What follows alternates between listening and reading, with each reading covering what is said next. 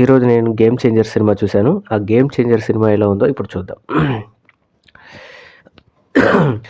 ఈ game changer cinema ఈ 'game changer' సినిమాకు నిర్మాత 'దిల్ రాజు', డైరెక్టర్ 'శంకర్', హీరోయిన్లుగా మన 'రామ్ చరణ్' అండ్ 'కిరా అద్వానీ' నటించారని మీ అందరికి తెలుసు.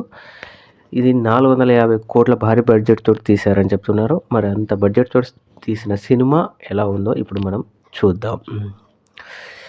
ఫస్ట్ ఈ సినిమా స్టోరీకి వస్తే ఫ్రెండ్స్, స్టోరీ ఒక complete political drama movie friends. ఇది మనకు పొలిటికల్ డ్రామా మూవీస్ అంతగా కొంచెం అవినీతి, అక్రమాలు అన్నిటిని చూపిస్తూ కొంచెం సామాజిక స్పృహను పెంచుతూ ఉంటారు. పొలిటికల్లో అది కూడా కొద్దిగా టచ్ చేశారు సినిమాలో. స్టోరీ ఒక యావరేజ్ మూవీ ఫ్రెండ్స్.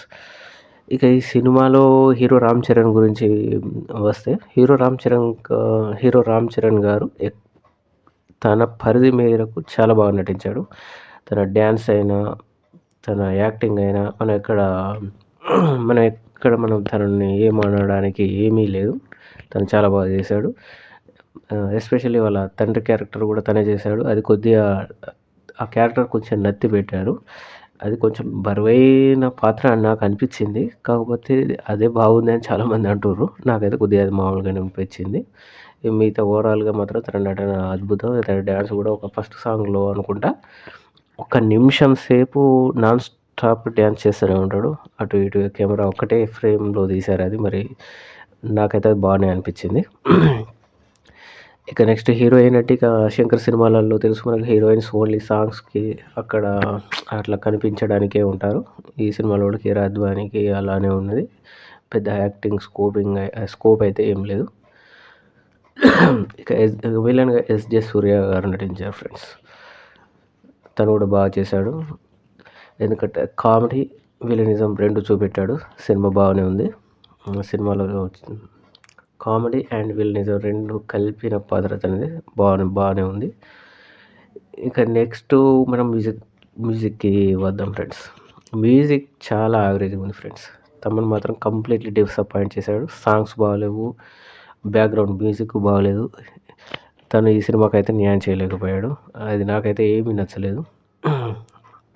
ఎక్కడ ఒక హైలైట్ మూమెంట్ కానీ, ఆ మూమెంట్కి తగ్గ బ్యాక్గ్రౌండ్ మ్యూజిక్ కానీ, సాంగ్లో కూడా మీకు అన్నీ యావరేజ్ అనిపిస్తాయి ఫ్రెండ్స్. ఎక్కడ హైలైట్ అనిపించవు. ఇక డైరెక్టర్ గురించి మనం చెప్పుకుందాం.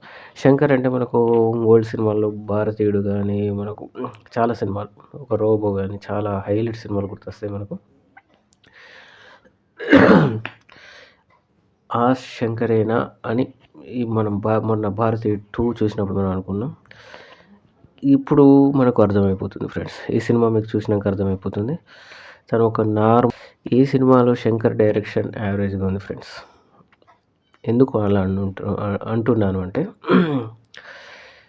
సినిమాలో ఆ మ్యాజిక్ అనేది మిస్ అయ్యింది. మనం ఒక అపరిచితుడు సినిమా చూసినా, ఒక భారతీయుడు సినిమా చూసినా, తన పాత సినిమాలు చూస్తే ఆ స్క్రీన్ ప్లే కానీ, ఆ తీసే విధానం కానీ, ఆ భారీతనం కానీ మనకు కనిపిస్తుంది. ఈ సినిమాలో స్క్రీన్ ప్లే మనకు ఎక్స్పెక్టేషన్ చేసేటట్టే ఉంటుంది. కొన్ని మలుపులు తిప్పినట్టు అనిపిస్తుంది. కానీ అదంతా పెద్ద ఏం యావరేజ్ అవన్నీ. అంటే కొన్ని ప్లేస్లలో సిల్లీగా కూడా అనిపిస్తుంది ఫ్రెండ్స్. శంకర్ డైరెక్షన్ మాత్రం తను కూడా కంప్లీట్ ఫెయిల్ అయ్యాడు. ఇలానే తీస్తే మాత్రం శంకర్ గారు ఇలానే తీస్తే మాత్రం నిర్మాతలు మన సినిమాలలో చెప్తూ ఉంటారు కదా, సినిమాలు తీసి అంటే నిర్మాతలు మొత్తం ఆస్తులు అమ్ముకున్నారు అన్నట్టు, ఇంకొక సినిమా ఎవరైనా తీస్తే మాత్రం అలానే అయిపోయే ఛాన్సెస్ అయితే ఉన్నాయి. ఓవరాల్గా సినిమా ఎలా ఉంది అంటే ఫ్రెండ్స్, ఇందులో చాలామంది యాక్టర్స్ ఉన్నారు, కామెడియన్స్ ఉన్నారు, చాలామందిని పెట్టారు. అందరి పరిధి మేరకు వాళ్ళు నటించారు. సునీల్ సైడ్ నుంచి జరగడం, మన హీరోయిన్ అంజలి గారు కూడా ఉంటారు. తను కూడా ఒక మెంటలీ డిస్టర్బ్ క్యారెక్టర్, ఇట్లా ఒక సైడే చూస్తూ ఉంటారు.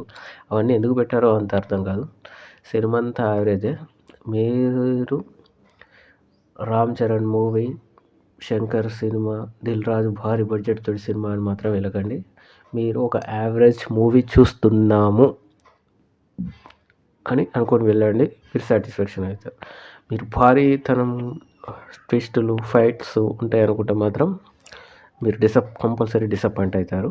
కాబట్టి మీరు ఒక యావరేజ్ సినిమా ఫ్యామిలీతో వెళ్ళి 2:30 గంటలు ఒక పొలిటికల్ సినిమా చూడొచ్చా అంటే చూడొచ్చు, చూడండి.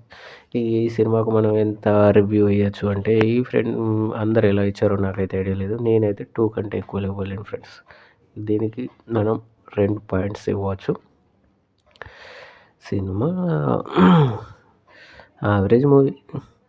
వసూలైతే చేయాలని ఈ సినిమా వసూలైతే చేయాలని అనుకుంటాను. ఎందుకు అంటే భారీ బడ్జెట్ సినిమా కాబట్టి. కొంచెం తీసుడు మామూలుగా తీసినా కానీ మెసేజ్ ఓరియెంటెడ్ మూవీ కాబట్టి నేనైతే